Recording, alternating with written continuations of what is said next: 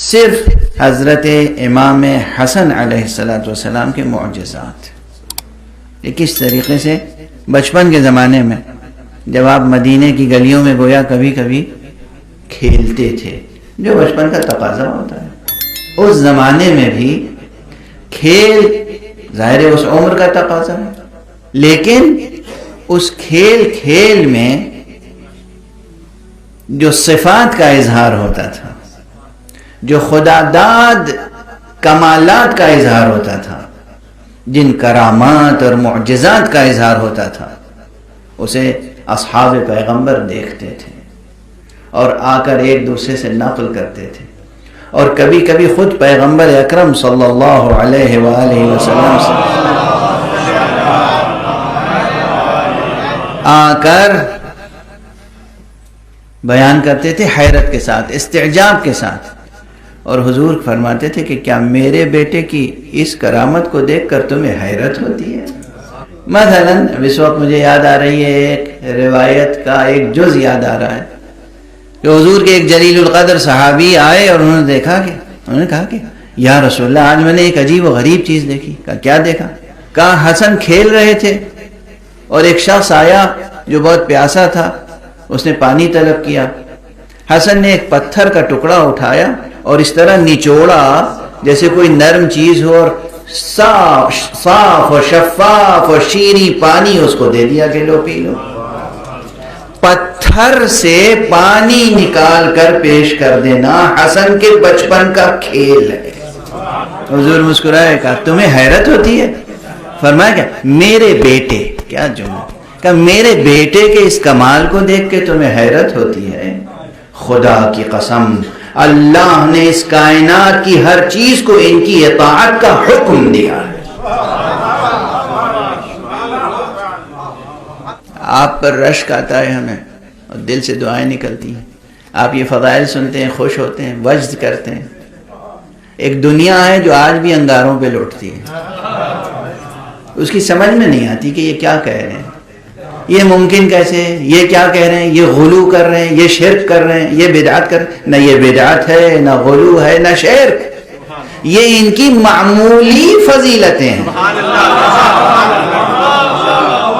خدا کی قسم، خدا کی قسم، یہ ان کی معمولی فضیلتیں ہیں.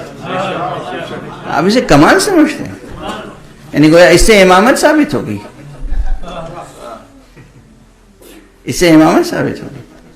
یہ ان کی معمولی صفتیں، خصوصیتیں، معمولی تجلیاں ہیں. یا ایک دوسرا راوی کہتا ہے کہ ہم دیکھ رہے تھے حسن اور حسین دونوں کھیل رہے تھے اور انہوں نے اوپر پرندے کچھ اڑ رہے تھے. حسن جس پرندے کو آواز دیتے تھے وہ قریب آ جاتا تھا، حسن کے ہاتھوں پہ بیٹھ جاتا تھا، پھر اسے اڑا دیتے تھے. پھر دوسرے کو آواز دیتے تھے، وہ آ جاتا تھا، پھر اسے اڑا دیتے تھے. حیرت تھی کہ یہ پرندے مسخر ہیں حسن کے لیے.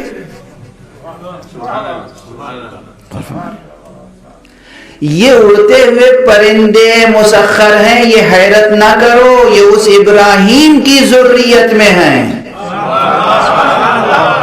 جس نے پرندوں کو کاٹ کاٹ کر دوبارہ پکارا تو پرندے اڑتے ہوئے آ گئے. اور اسی سورہ مبارکہ زخرف میں وہ آیت موجود ہے جس سے ثابت ہوتا ہے کہ یہ جوہر و کمال ابراہیمی ابراہیم نے اپنی نسل کے لیے محفوظ کر لیا تھا. ابھی چند روز کے بعد اس آیت تک پہنچوں گا تو انشاءاللہ وضاحت کروں گا. اسی سورہ مبارکہ زخرف میں وہ ابراہیم کہ جن کا واقعہ قرآن میں ہے. اب یہ تو کسی طبری یا کسی مسعودی کا لکھا ہوا واقعہ تو ہے نہیں. کیا آپ کہیں کہ طبری جو ہے وہ، اچھا مشکل یہ ہے آج کل کہ کسی مصنف کو جب تک وہ اہل بیت کے خلاف لکھتا رہے معتبر سمجھا جاتا ہے. جہاں اہل بیت کے حق میں لکھتے ہیں کہتے ہیں یہ شیعہ ہو گیا ہے، یہ رافضی ہو گیا ہے، یہ مردود ہو گیا ہے، اس کی بات اب قابل قبول نہیں ہے. کیا معیار ہے، کیا معیار ہے. بس یہ فرق ہے.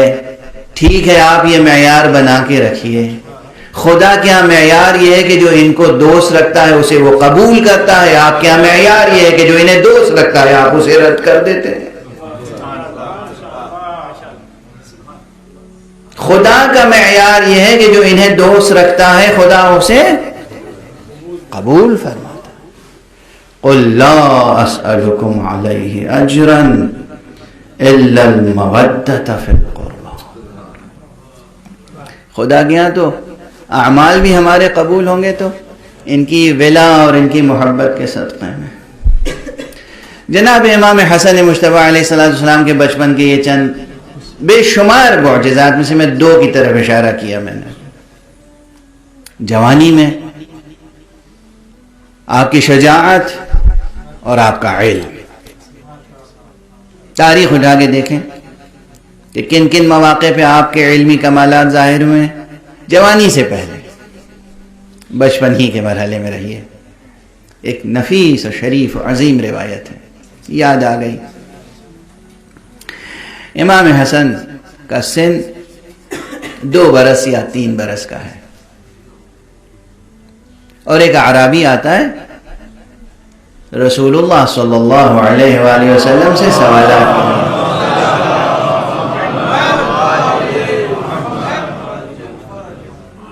متن روایات آپ فرمائیے گا تو میں عرض کر دوں گا, کتاب لے آؤں گا, کتاب پڑھ کے سنا دوں گا. اس وقت خلاصہ وقت کم ہے, اشارات اور خلاصہ مضامین روایات. وہ شخص آتا ہے حضور سے سوالات کرتا ہے. حضور کے پاس امیر المومنین علیہ السلام بھی تشریف فرما ہے اور امام حسن بھی موجود ہیں. حضور فرماتے ہیں کہ یہ بچہ تمہارے سوالات کا جواب دے دے گا. اللہ اکبر. وہ حضور کو حیرت سے دیکھتا ہے, حیرت سے دیکھتا ہے. ابھی اس نے سوالات کیے نہیں تھے, وہ آیا تھا کہ یا رسول اللہ میں آپ سے کچھ سوالات کرنا چاہتا ہوں. آپ نے فرمایا یہ بچہ تمہارے سوالات کا جواب دے دے گا. جب اسے حیرت ہوئی تو امام حسن نے خود خطاب کیا, کہا تو سوال کرے گا میں یہ بھی بتاؤں کہ تیرا سوال کیا ہے اور اس کا جواب کیا ہے. یہ ہیں سبط مصطفیٰ, سبط اکبر, سبط رسول حسن مجتبی, امام عالم بشریت, امام انسانیت, امام حسن. ان کے فضائل کون بیان کر سکتا ہے؟ یہ بھی چند 2-3 روایتیں میں نے عرض کی ہیں. صرف ان روایتوں کی روشنی میں جو عرفانی مطالب مستنبط ہوتے ہیں, آپ حضرات صرف روایت سن کر خوش ہو لیتے ہیں. اس سے زیادہ لذت حاصل کرنے کی کوشش کیجیے. ایک ایک روایت سے علمی مطالب ثابت ہوتے ہیں, استنباط ہوتا ہے, نہ جانے کتنے مطالب ثابت ہوتے ہیں ایک ایک روایت سے. اور ایک ایک روایت کے مضمون میں کتنے نکات لطیف اور دقیق پوشیدہ ہوتے ہیں.